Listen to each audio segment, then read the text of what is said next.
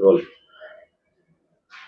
नमस्कार, मी सुधाकर कवडे आणि आपण पाहत आहात परफेक्ट न्यूज. राजकारणातले मित्र, नाटकातली पात्र आणि सिनेमातली चित्र कधी बदलतील हे सांगता येत नाही असं कुणीतरी म्हटलंय.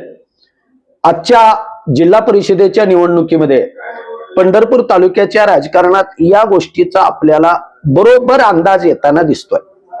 गेले अनेक दिवस एकमेकांच्या विरोधात नलणारे नेते या निवडणुकीच्या निमित्तानं आता कुणाशी युती करणार, कोण कुणाच्या सोबत राहणार या विचारावरती या मतदारसंघातील उमेदवारासह मतदार पण चक्रावून गेला आहे.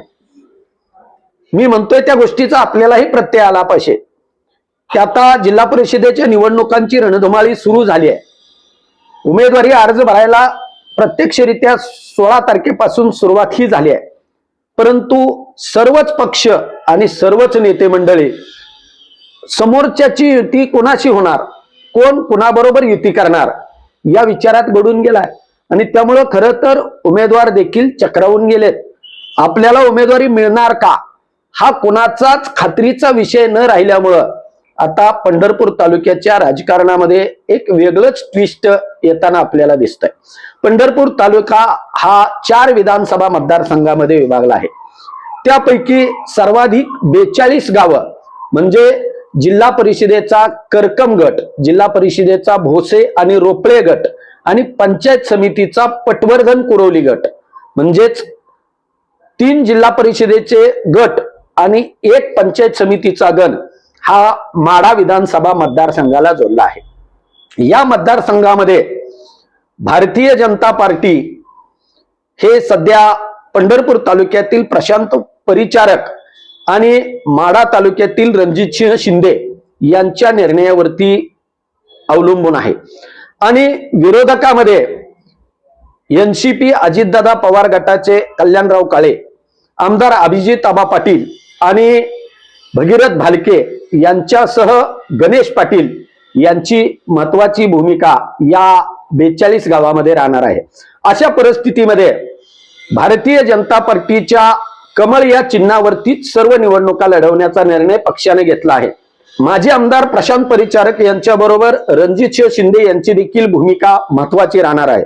अर्थातच दोन्हीही नेते भारतीय जनता पार्टीमधूनच निवडणूक लढवण्यासाठी कार्यकर्त्यांचा आग्रह करत असतानाच त्यामध्ये देखील रणजितसिंह शिंदे यांना मानणाऱ्या काही कार्यकर्त्यांना या निवडणुकीत संधी मिळणार का हा महत्वाचा प्रश्न आता मतदारांमधून समोर येताना दिसतोय.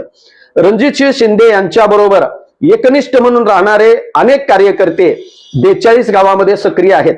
या निवडणुकीमध्ये आपल्या कार्यकर्त्यांना उमेदवारी देण्यासंदर्भात रणजित शिंदे देखील आग्रही असल्याचं पक्षाकडे दिसून येत आहे. या परिस्थितीमध्ये प्रशांतराव परिचारक आणि रणजित शिंदे यांच्यामध्ये समझोता होऊन 42 गावामधील 3 जिल्हा परिषद आणि पंचायत समितीच्या एका गणामध्ये रणजित शिंदे यांच्या किती समर्थकांना उमेदवारी मिळणार हाही मतदारांच्या दृष्टीनं औत्सुक्याचा विषय ठरला आहे. एकीकडे या सगळ्या घडामोडी घडत असताना दुसऱ्या बाजूला आमदार अभिजित पाटील यांनी देखील आता दोन्ही राष्ट्रवादी काँग्रेस एकत्र आल्यामुळं एनसीपीच्या चिन्हावरती निवडणूक लढवण्याचा निर्णय घेतला आहे. अर्थातच ते घड्याळ या चिन्हावर निवडणूक लढण्यासाठी आपल्या कार्यकर्त्यांना गळ घालताना दिसून येत आहे. तर दुसऱ्या बाजूला कल्याणराव काळे यांनी यापूर्वीच घड्याळ या चिन्हावर निवडणूक लढवण्याची घोषणा केली आहे. त्यामुळं येत्या निवडणुकीमध्ये कदाचित मागच्या निवडणुकीमध्ये परस्पर विरोधी असलेले आमदार अभिजित पाटील आणि कल्याणराव काळे हे देखील या चर्चेनुसार एकत्रित येण्याची शक्यता नाकारता येत नाही.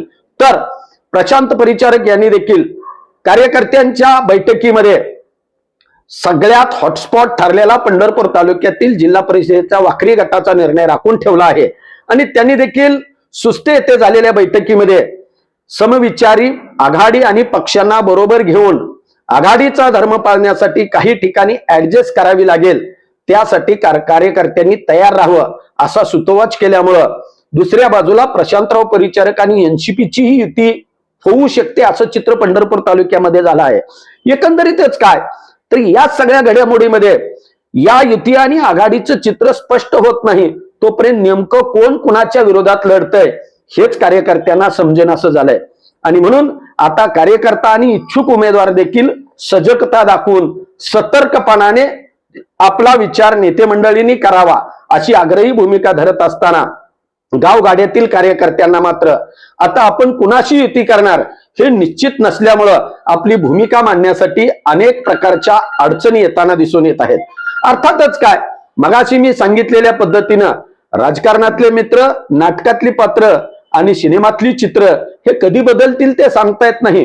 पण निवडणुकीचे अर्ज भरण्यासाठी अवघे काही दिवस शिल्लक राहिले असताना देखील या नेते मंडळींचा युती आणि आघाडीचा विचार पुढे येत नसल्यामुळं संपूर्ण कार्यकर्त्यांमध्ये मात्र संभ्रमावस्था निश्चित झालेली आहे हे मात्र निश्चित आहे.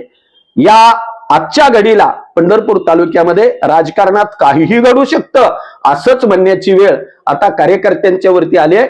जिल्हा परिषद आणि पंचायत समितीच्या निवडणुकांचा पंढरपूर तालुक्याचा अपडेट्स आम्ही वेळोवेळी आपल्यासोबत देत राहू. त्यासाठी पाहत रहा परफेक्ट न्यूज. धन्यवाद.